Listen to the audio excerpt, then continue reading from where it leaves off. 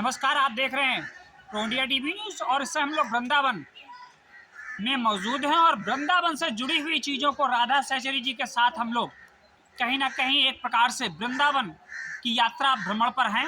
और आज हम लोग इसी यात्रा भ्रमण में भांडीर वन में उपस्थित है, जहां पर राधा और कृष्ण जी का विवाह हुआ था। वो मंडप भी कहीं ना कहीं आपको दृश्य में दिखने का, क्या वास्तविकता में इसके पीछे कथा है और किस प्रकार यहाँ राधा जी का भगवान श्री कृष्ण के साथ विवाह हुआ, वो भी कहीं ना कहीं हम यहाँ पर जो राधा जी की कहीं ना कहीं एक प्रकार से सेविका या पूरे यहाँ वन में कहीं ना कहीं एक प्रकार से भंडारण का कार्य भी वो देखती हैं। एक प्रकार से उन्हीं की जुबानी हम लोग जानते हैं कि वास्तविकता में राधा और कृष्ण जी का विवाह किस प्रकार यहाँ से संपन्न हुआ।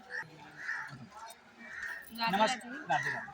पहले तो आप अपना परिचय बताइए और फिर आप यहाँ कितने वर्षों से सेवा कर रही हैं, उसका भी कहीं ना कहीं हम लोगों को और दर्शकों को इसको अवगत कराएं। श्री राधे, मेरा नाम इंदु लेखा है और राधा रानी की असीम कृपा से हम भांडीर वन में भांडीर वट के सेवायत, जहाँ पे राधा कृष्ण का विवाह हुआ था। मेरी शादी को अभी 7 साल कंप्लीट हो जाएंगे, तो 7 साल से मैं यहाँ पे सेवा में हूँ। लेकिन ब्रज की बेटी हूँ और ब्रज में ही ब्याही हूँ।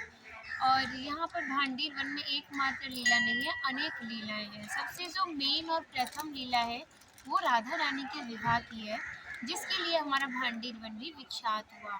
लेकिन जो हमारा धर्म है, उस धर्म में सबसे बड़ा ग्रंथ श्रीमद् भागवत जी को माना जाता है, जिसका अध्ययन या श्रवण करने से हमें ज्ञात होता है कि राधा रानी का नाम उसमें नहीं आता, क्योंकि सुखदेव जी परम गुरु मानते थे राधा रानी को, और वो उनके एक नाम से 6 महीने की समाधि लग जाती थी। जब राधा रानी का नाम ही श्रीमद् भागवत जी में नहीं आता, तो विवाह का उल्लेख कैसे हो सकता है।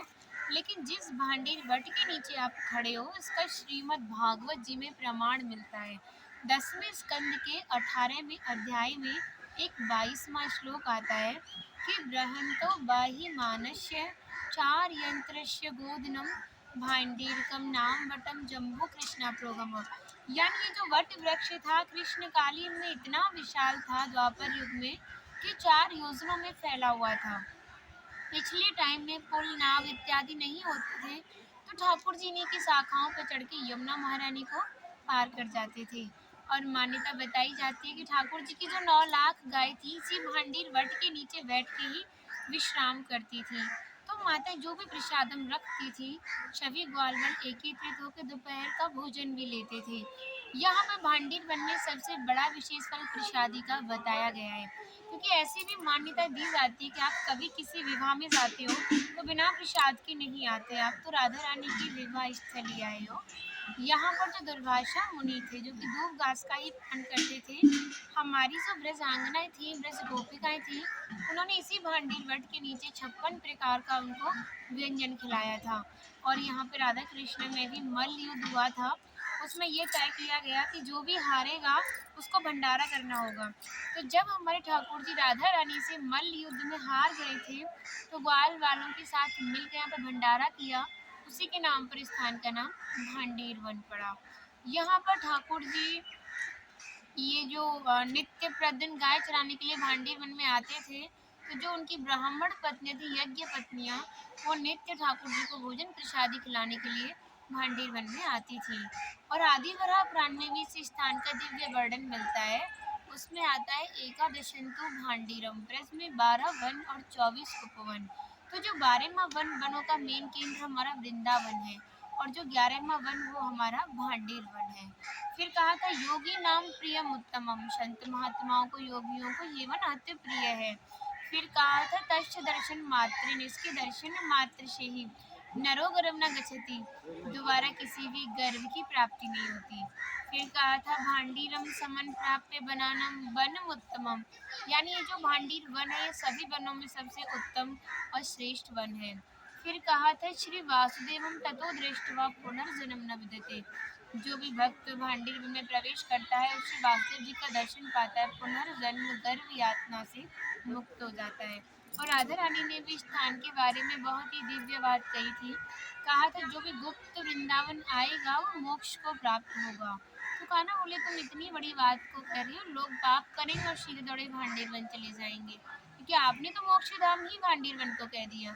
तब हमारी लाडली जी ने कहा कि नहीं कान्हा, मैं जिस पर विशेष कृपा करूंगी और जिसके प्रति मेरी भक्ति भाव दोनों सच्चे होंगे और भक्त मेरे विवाह में उपस्थित होगा, वो भक्त कई बार वृंदावन आएगा, जब जाकर गुप्त वृंदावन आएगा और डायरेक्टली नहीं, किसी न किसी के माध्यम से। इस स्थान तक पहुंचने के लिए माध्यम का होना बहुत जरूरी है और शायद श्रेय भी माध्यम को ही जाता है क्योंकि माध्यम ही हमें ऐसे दिव्य स्थान पर पहुंचाता है। जो भी भक्त भांडीर वन में प्रवेश करता है या कि टुकड़ा किनका प्रसादी पाता है और एक रात्रि निवास करता है, वो इस ब्रज गौलोक धाम से ठाकुर जी के गौलोक धाम में जाता है। और जो हमारी राधा रानी के विवाह का वर्णन है वो काफ़ी ग्रंथों में मिलता है, जैसे गर्ग संहिता हुआ, स्कंद पुराण हुआ, ब्रह्म वैवर्त पुराण हुआ, आदि विरह पुराण हुआ, गोपाल चंपू हुआ, हरिवंश पुराण हुआ, पीयूष कृष्णानंद हुआ। काफ़ी ग्रंथ हैं जो राधा रानी के विवाह का उल्लेख करते हैं। जो गर्ग संहिता ग्रंथ है जिसके रचयिता गर्गाचार्य जी हैं, उन्होंने 16वें अध्याय में विवाह का वर्णन दिया था कि ठाकुर जी 2 वर्ष के थे। 2 वर्ष का बच्चा बड़ा ही नटखट होता है और कान्हा जी तो इतने नटखट थे कि मैया जो भी काम करती थी उनकी तोड़फोड़ करना यही उनका काम रहता था। तो मैया बाबा से बोली कि जी लाला मोए बड़ो परेशान करे, तुम गैया चरावी दांतो तो जौवा तुम अपने संग ले जाओ। तो लाला ने बाहर जाने की बात सुनी तो लाला बड़ा ही आनंदित हुआ, खुश हुआ कि आज मैं बाहर जाऊंगा और मैं भी देखूंगा कि बाबा कहाँ गैया चराते हैं। तो बाबा ने लाला को बहुत मना किया लेकिन लाला हट पड़ गया और लाला की हट के आगे बाबा को स्वीकृति देनी ही पड़ी। तो बाबा जैसे ही लाला को लेके भांडीर वन आ रहे थे और भांडीर वन की सीमा में प्रवेश किया तो अचानक से पूरा मौसम जो था वो बदल गया। बहुत तेज तूफान आ गया, घनघोर बादल छा गए, दिन में भी तारे टिमटिमाने लगे, मूसलाधार बारिश होने लगी।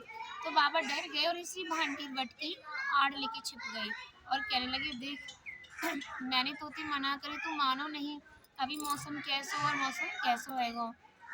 तो फिर क्या देखते हैं, जो तूफान था वो शांत हुआ तो दिव्य किरण उत्पन्न हुई।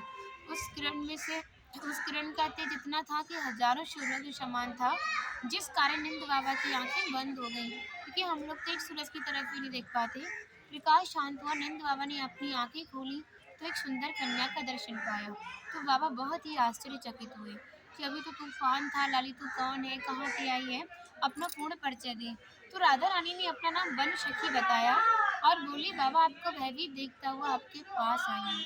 फिर राधा रानी की निगाह जो बाबा पर लग रही गोदी में लाला पे गई और बोली बाबा तुम्हारा लाला बड़ा सुंदर है, जाए तुम वो गोदी में दो। तो बाबा बोले देख लाली, ऐसे तो तुझे लाला को ना दूंगा, पहले तू अपना पूर्ण और सही परिचय देगी जब ही तो लाला को दूंगा, क्योंकि मैं तो यहाँ बहुत दिनाते गैया चरावे आ रहा हूँ पर मैंने तो तू आज तक नहीं देखी। और तू इतनी छोटी सी जब मौसम को देख के भयभीत ना भई, जो मैं इतना बड़ा जब मौसम को देख के भयभीत है हूँ। तो जब इतना आग्रह नंद बाबा का श्री जी ने सुना तो श्री जी ने नंद बाबा को दिव्य रूप का दर्शन दिया, उन्हें नतमस्तक प्रणाम किया। फिर उन्हें स्मरण हुआ नंद बाबा को कि ठाकुर जी के जो कुल गुरु थे गर्गाचार्य जी, जिन्होंने ठाकुर जी का नामकरण किया था और नामकरण के समय ही नंद बाबा को बताया कि भांडीर वन में युगल सरकार का मिलन होना है। उन्हें स्मरण हुआ, श्री ने फिर से 16 वर्ष का रूप लिया।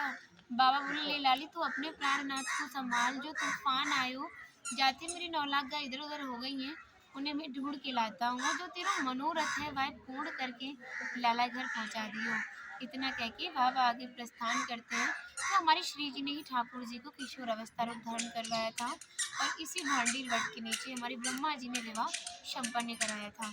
हमारे हिंदू धर्म में रिवाज होते कि एक पिता अपनी बेटी के पीले हाथ नहीं करेगा या कन्या का दान नहीं करेगा जब तक विवाह संपन्न नहीं होगा और बेटी पराई नहीं मानी जाएगी। तो ब्रह्मा जी ने ही पिता और पुरोहित दोनों ही कार्य निभाए थे। हमारे ये भी रिवाज होती है कि पुरोहित कोई शुभ कार्य या मांगलिक कार्य कर रहा हो, उसको दान या दक्षिणा ना दे दो तो शुभ कार्य सफल नहीं माना जाता। तो फिर हमारे ठाकुर जी ने ब्रह्मा जी से कहा आपको क्या चाहिए मांगो। तो ब्रह्मा जी ने कहा नारायण मुझे आपकी चरण धूल और भक्ति चाहिए। तो ठाकुर जी ने तथास्तु बोला। तो ब्रह्मा जी ने उनके चरणों में से धूल ले जाकर जो पुष्कर राजस्थान में उनका मेन मंदिर है वहाँ पर भक्ति की। हमारे स्कंद पुराण में भी राधा रानी ने कहा था कि स्थान पर पहुँचने से मोक्ष की प्राप्ति होगी। तो जैसे अगर किसी भी भक्त को भांडीर वन आना हो या भांडीर वन से जुड़ी अधिक जानकारी लेनी हो तो हम यहाँ के सेवायत हैं। तो हमारा नंबर है 98 98847055। आप इस नंबर के माध्यम से स्थान से जुड़ी और भी जानकारी ले सकते हैं। राधे राधे।